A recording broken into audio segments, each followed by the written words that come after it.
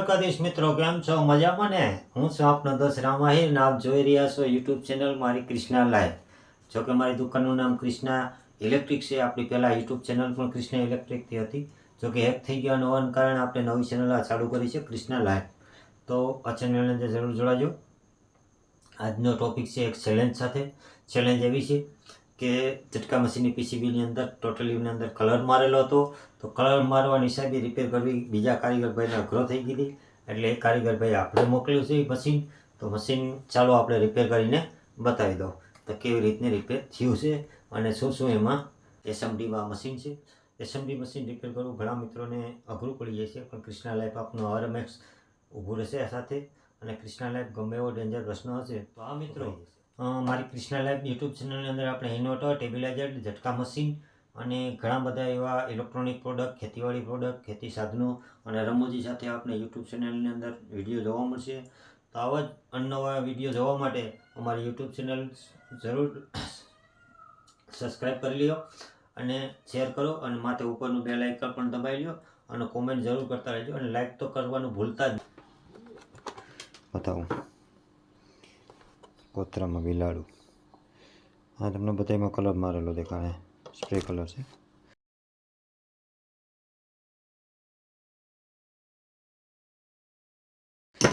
હા ભાઈ, કંપનીવાળો ભાઈ પીસીબીમાં કલર માર્યો, પણ હવે ભાઈને ખબર નથી તો ભાઈ તમે બહુ હોશિયાર છો, સારું કહેવાય.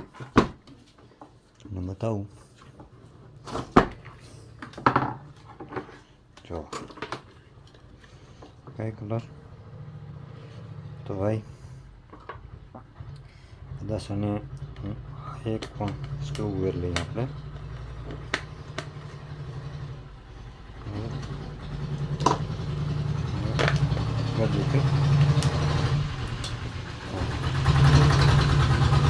આ બધું તમને દેખાતું હોય તેને ડાયોડ છે.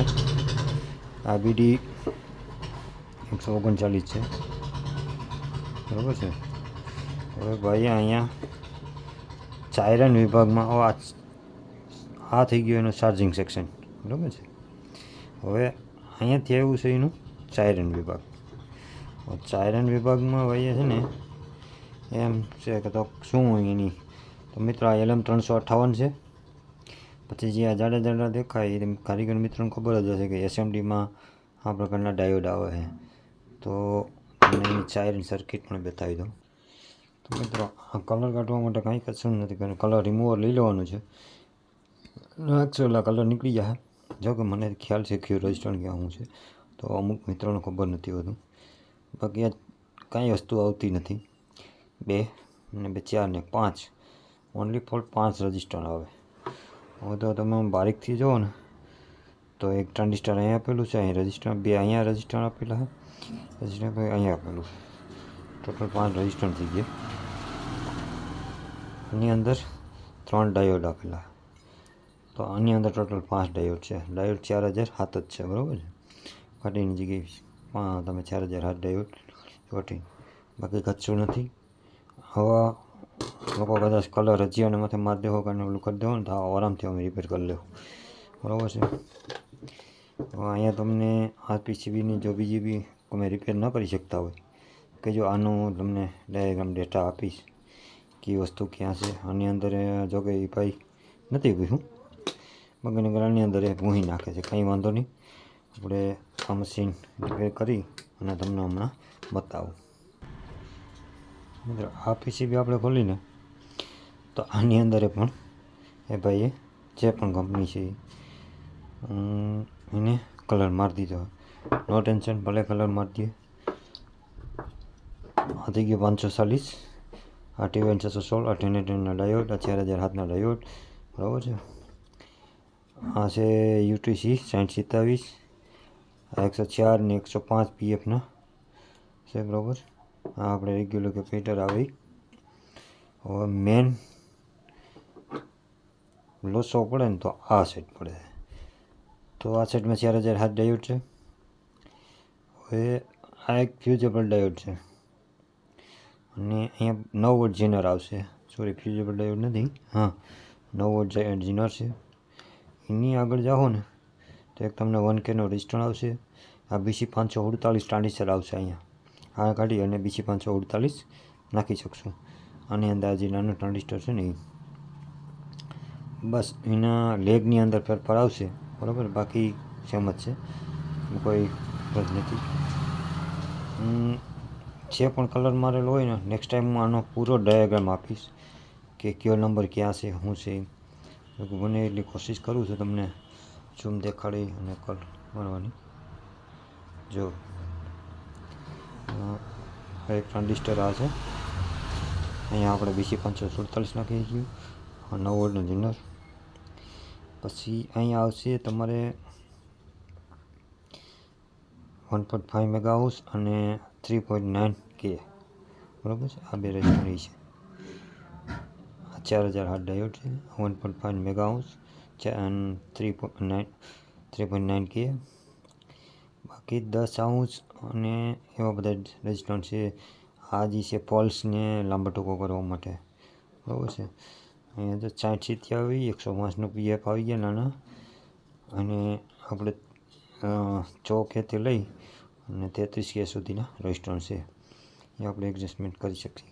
પણ નેક્સ્ટ ટાઈમ એવો ફોલ્ડ આવશે ધ્યાન કરી, આમાં સામાન્ય ફોલ્ડ હતો કરી દીધું, બરાબર. આગળ આખો કમ્પ્લીટ ચાલુ કરી અને તમને બતાવું. તો મિત્રો તમને અવાજ સંભળાતો જ હશે બેટરીનો. સત્તાએ પાર્ક કરીને આપણે જોઈશું. કમ્પ્લીટ ચાલુ થઈ ગઈ છે મશીન, આખું મશીન ચાલુ.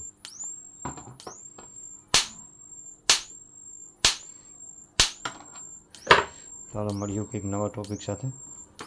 તમે જો મને જય હિન્દ, જય ભારત. नमस्कार.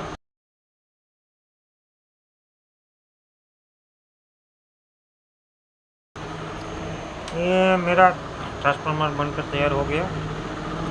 यहाँ मैंने 100 वोल्ट का 2 लैंप लगाया और अभी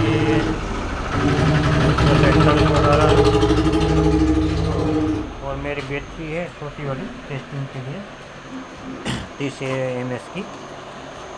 अब मैं इसमें लोड डाल रहा हूँ 1000 वोल्ट और. तो इसमें क्या होता है, और लोड दिखा देता है. और ये वाला पीसेट LM 327 वाला सेम ही मेरे पास BC है. ये इसको इधर घुमाने से लोड में नहीं लेता, इधर घुमाने से लेता है. तो अभी क्या हुआ, घुमाते मेरा पीसेट का वैल्यू ख़त्म हो गया, इसकी टिक टिक की आवाज़ आने लगी.